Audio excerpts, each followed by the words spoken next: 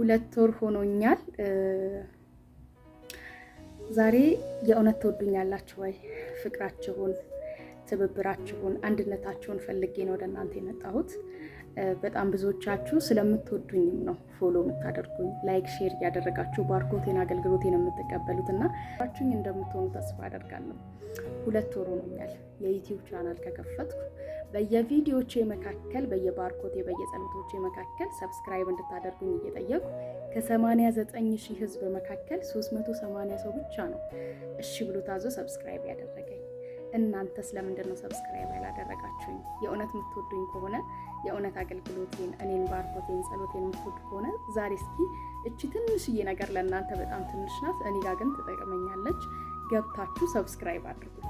ከ89,000 ህዝብ መካከል አትሊስት 10,000 ሰዎች እንኳን ገብታችሁ ሰብስክራይብ አድርጉ።